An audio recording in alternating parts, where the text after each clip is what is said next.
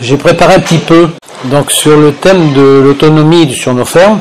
De nombreuses générations agricoles nous ont précédés, vivant et se nourrissant de leur travail en priorité pour subvenir à leurs besoins premiers. Le surplus seulement était vendu au marché, au village voisin ou à la ville la plus proche, ou même échangé contre ce qu'ils ne savaient faire ou produire sur leur ferme.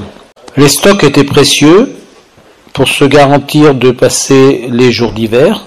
Pour une majorité, c'était une attention sérieuse, méthodique, pour savoir protéger, conserver et ne rien gaspiller.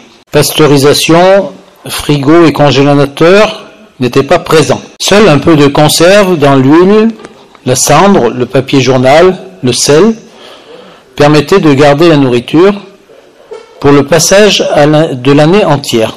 L'essentiel de la vie agricole se résumait dans le travail, la nourriture, le partage des connaissances avec le voisinage, la lecture pour ceux qui en avaient la possibilité.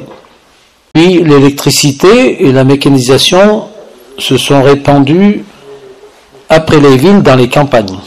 Le labeur physique a été soulagé, les transports véhiculés ont pu s'allonger, la distribution de denrées alimentaires pouvait être vendue plus loin et aussi moins ressentir les manques à certaines périodes. Les chambres froides et camions frigorifiques ont permis et facilité ces échanges tout en commençant à centraliser les apports, les commandes et les désaisonnalités. Les stockages étaient revus dans leurs dimensions et la demande d'organisation s'est faite par obligation. Les structures ont commencé à s'agrandir. Peu à peu, les stockages à la ferme n'étaient plus nécessaires et une obligation. Au contraire, cela déchargeait l'agriculteur de ce souci, mais aussi de la vente. Une grande majorité de fermes sont rentrées dans ces systèmes et, sans le vouloir, l'autoconsommation diminuant. La nourriture paysanne n'est plus ou beaucoup moins en provenance de la ferme et de son jardin. Son jardin, parlons-en. Oui, beaucoup de fermes avaient leur potager. Même certaines grandes fermes avaient leurs domestiques attribués au potager ou au verger. Aujourd'hui, très peu de nos fermes cultivent encore le jardin nourricier. La réelle autonomie nourricière commençait par là. Plus facile de travailler à l'extérieur et d'acheter juste ce dont on a besoin. Le choix est grand, les prix même élevés nous garantissent pas souvent leur provenance facilement, mais on a tout de suite. Nous n'avons que l'embarras du choix. L'autonomie commence par l'autosuffisance alimentaire. Parlons culture. La diversité des productions sur une ferme a considérablement diminué. Les choix des cultures en fonction de l'élevage présent sur la ferme obligeait à la diversité. La spécialisation en culture ou en élevage conduit l'agriculteur à une simplification et à un choix pour être soi-disant plus performant sur l'élevage ou les cultures. Après, c'est l'élevage spécialisé. Volaille, chair, volaille ponte, naisseur porcelé, engraissement porc, allaitant ou laitière, plus les veaux, les lapins en batterie, etc. En culture, un peu même système, avec l'incitation et la pression européenne. Les fermes s'agrandissant, les rotations de plus en plus courtes, voire sur certaines régions, plus qu'une seule culture. Les professionnels semenciers n'ont aucun souci de la qualité alimentaire, mais l'intérêt premier est l'adaptation aux usines agroalimentaires, l'adaptation aux produits de synthèse pour faire marcher le système. Pour les vergers, c'est la même logique, mais en plus il y a le phénomène main-d'œuvre et nous pouvons reconnaître que les employés sont plus ou rarement de notre pays, mais les nouveaux esclaves africains ou des pays de l'Est européens. Tout cela pour avoir des tonnages hectares amplifiés et démesurés, des stocks en chambre froide qui coûtent relativement cher, mais surtout énormes, qui ne font qu'alimenter la baisse des prix. Voilà, les prix n'évoluent plus depuis 30 ans pour le producteur. Alors je dis un exemple, bon, je le dis quand même, j'avais presque pas envie de le dire. Si vous voulez, il y a mon père qui faisait des poulets avant que nous on en fasse, qui recevait donc dans les années 70 2 francs par poulet. Donc 2 francs c'était un prix sans tenir compte ni de la consommation des poulets, ni... Il n'y avait aucune mesure, c'était un prix fixe, ils avaient 2 francs pour élever un poulet. Et donc il y a 12 ans, nous étions encore en intégration, en poulet, et on avait 40 centimes d'euros. Donc c'est exactement le même prix. Donc à quelque chose près, quoi. Alors maintenant je crois que ça a un peu monté, mais on n'est pas bien élevé quand même. Ça c'était quand tout allait bien. Mon père à l'époque avait en 70 6 000 poulets. Et nous, donc il y a 12 ans, on avait 2 fois 18 000 poulets dans ces salles-là. Donc il y avait 18 000 poulets dans ce bâtiment et 18 000 poulets dans l'autre à côté. Et donc on peut constater qu'en fait c'est pas la quantité qui fait baisser, qui fait monter les prix. Donc c'est pour ça que je dis la même logique, si l'on produit plus, on pousse ou on maintient les prix à la baisse. Donc la spécialisation a au moins 3 revers. Le premier, c'est que nous devenons des exécutants. Le second, c'est la perte de la vente et de son contrôle. Le troisième, c'est la perte de la consommation personnelle et de l'autosuffisance alimentaire. Alors de plus, le matériel d'élevage et de culture devient systématiquement équipé d'automates que nous ne savons pas dépanner, qui sont vite obsolètes et de moins en moins sécurisés dans le temps. Il est de plus en plus cher, complexe, de plus en plus gigantesque, démesuré, et plus du tout à taille humaine. Alors, je voudrais juste vous faire remarquer, devant l'atelier, là-bas, quand vous irez au moulin, il y a une vieille, une des premières machines pour ramasser les pommes de terre, qui était tirée par les bêtes. Et donc, pendant des années, les agriculteurs ont travaillé avec ces petites machines, toutes simples, et j'ai un filleul qui est dans le nord, là, qui fait aussi des pommes de terre en grande surface, enfin, en grande surface, oui. Et donc, ils ont acheté le matériel pour arracher les pommes de terre d'occasion. Ils se sont groupés à 4 agriculteurs, et d'occasion, ça vaut 400 000 euros. Alors, donc, c'est pour ça que je dis, c'est des gigantismes qui, à la sortie, ne vont pas au service du paysan. Oui, alors après, il y a d'autres soucis qui se greffent. Pour certains, en fait, il y a le besoin maintenant de prendre sur la récolte future pour pouvoir financer les semences et les besoins des cultures. Donc en fait, au lieu d'avoir les stocks comme avant qui permettaient de passer l'année et tout ça, maintenant il y a dans certaines fermes, certains domaines, il y a l'obligation presque de prendre en prévision sur la prochaine récolte. Donc en fait, on se dégrade plus vite que ce qu'on voudrait, quoi. Donc revenons, me semble-t-il, à une logique paysanne prudente sur du matériel d'occasion, des fermes diversifiées et circuits courts ou de proximité. Ne croyons pas à l'illusion du progrès, de la technicité à outrance. La fuite en avant du toujours plus gros, toujours plus vite, n'est pas une solution agricole. Ce n'est pas dans la genèse paysanne. Ce n'est pas dans l'ordre naturel. Notre travail demande du temps. Essayons de le respecter. Je voudrais dire 2 mots sur dépendance et indépendance. Une dépendance, une seule, nous est permanente, à nous, agriculteurs, c'est celle du ciel.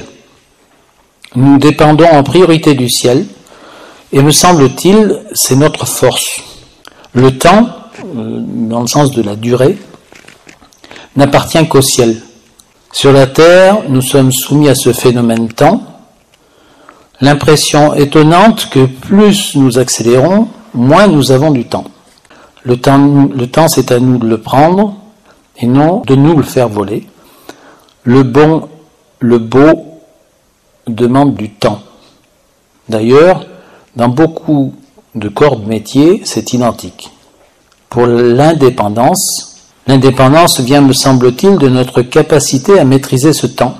Prendre le temps de faire une chose demande à se retirer du temps, consacrer un espace pour l'accomplir, s'y tenir, s'y installer, et accepter que ce ne sera pas forcément le plus beau, le meilleur, le parfait, mais le fonctionnel, en face d'un besoin propre pour un bien commun. Voilà, en dernier, je voudrais revenir un petit peu sur le jardin ou le potager.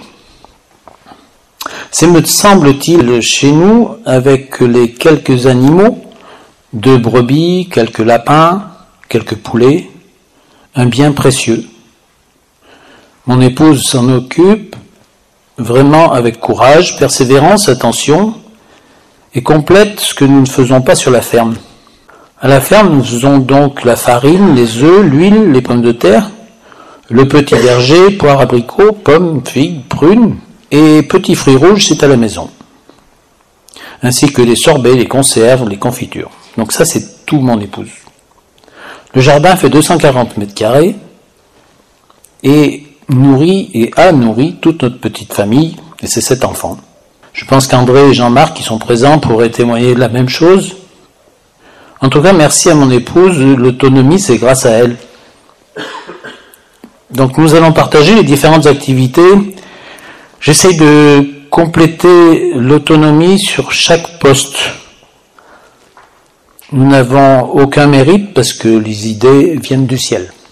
Donc nous on est sur une ferme de 33 hectares maintenant. J'en avais un peu plus il y a 2 ans et puis bon j'ai commencé à lâcher un petit peu et puis c'était pas très intéressant. C'était des terres qui étaient pour moi un peu loin, c'était à 2 km. Mais voilà, maintenant on a tout pratiquement autour de la maison, là autour de la ferme. Donc il y a 33 hectares qui sont attenants et il y a l'irrigation sur 25 hectares. Alors c'est pas parce qu'il y a l'irrigation que j'irrigue, mais j'ai la possibilité d'irriguer. Autrement, on a un élevage donc de, on va dire 4000 poules en permanence sur l'année, avec des moments en pic où on peut en avoir jusqu'à 5500, 5600, le temps que les petites poulettes produisent elles leurs œufs. Parce que donc on élève les petits poussins futures poulettes et on les garde 12 semaines dans une petite pièce, une petite salle d'élevage qui fait 120 mètres carrés où c'est plus facile de chauffer parce que les petits poussins c'est 30 degrés au sol quand ils sont petits. Voilà. Après on distribue, donc on calibre ici, on ramasse les œufs ici, on les calibre ici et on livre nos clients. Donc on a une 50aine de clients. Les plus loin sont à 1 heure de route. Et en fait on distribue ça sur 2 livraisons. Donc une livraison le mardi matin, une livraison le vendredi matin. Mais on fait que 2 voyages pour livrer toute notre production. C'est-à-dire qu'il y a que ça en kilomètres, quoi. Il n'y a pas plus de kilomètres. Le fourgon il est là toute la semaine. Je dirais que c'est un peu un calcul volontaire et je pense que c'est vraiment des postes à surveiller parce qu'on a vite perdu du temps et en plus de rouler ça coûte dans tous les sens, quoi. Voilà. Pour les tracteurs c'est un peu la même chose. On a des cultures relativement simples et les tracteurs c'est vrai que bon les plus jeunes ont 12 ans maintenant. Mais bon, ils ont en fait que 4000 heures, donc en fait c'est quand même tout à fait correct.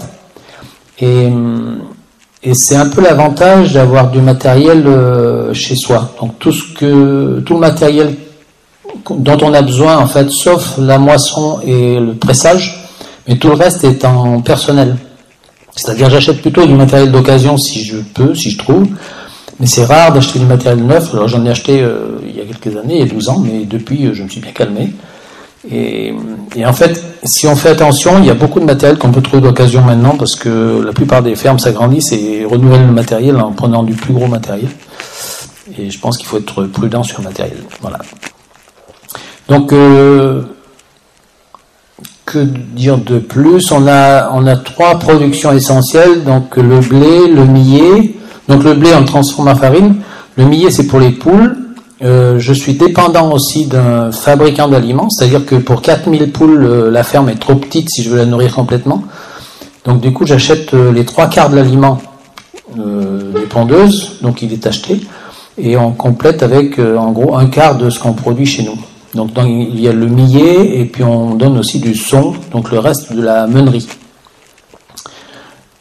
Et après, donc en système d'élevage, on a un système qui est un peu particulier, parce que la plupart des élevages qui sont même en bio, c'est tout sur caillebotis plastique, c'est-à-dire que des grandes salles comme ça, là, ou même plus grandes, vous avez une surface au moins aux 2/3 qui est tout en caillebotis plastique, comme les plastiques qui sont derrière, blancs là, et donc les poules se promènent dessus. Et dessous, en fait, il y a tout ce qui est déjection. Et le système est un peu embêtant parce que, alors c'est avantageux parce qu'on a plus d'œufs facilement dans les nids, mais par contre on a beaucoup plus de soucis au point de vue hygiène. C'est-à-dire que nous, on arrive à des pressions très faibles de mouches dans les bâtiments, et même la pression pour les poux et tout ça, c'est très faible, quoi. Donc je trouve qu'on s'en sort assez bien, et il me semble que c'est le gros avantage d'avoir les poules au sol. Alors c'est beaucoup plus contraignant parce qu'on a des œufs par terre, et du coup ça demande plus de temps de nettoyage par rapport à si on ramasse sur les tapis directement. Mais donc on arrive à avoir quand même, je dirais, une litière qui est bien, et malgré tout un temps important pour la présentation des œufs, voilà. Et donc il y a une autre correction qu'on apporte, si vous voulez, quand on achète l'aliment. L'aliment, il est fait pour tout le monde pareil, et en fait il n'y a pas une poule pareille. Alors ça c'est la grande chance que j'ai eue de rencontrer au téléphone malheureusement, mais une personne qui m'a beaucoup appris là-dessus, qui avait 80 ans, qui est décédé maintenant, et en fait il m'a dit, mais vous avez un troupeau de poules, mais il n'y a pas une poule les mêmes, et donc toutes leurs poules ont des besoins différents. Alors du coup j'ai essayé parce que j'avais des problèmes au début de coquilles et tout ça, et du coup j'ai demandé renseignement auprès de cette personne âgée qui m'a super conseillé, sinon je serais plus en poule pondeuse.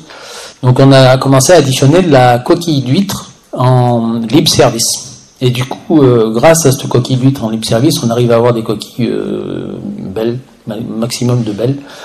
Et l'autre, après on a continué, alors après essai et compagnie, mais maintenant on distribue aussi le millet en libre service, c'est-à-dire qu'elles se servent comme elles veulent. Donc elles mangent l'aliment complet qui est prévu pour, et après elles équilibrent leur ration elles-mêmes en fonction de ce qu'elles ont besoin.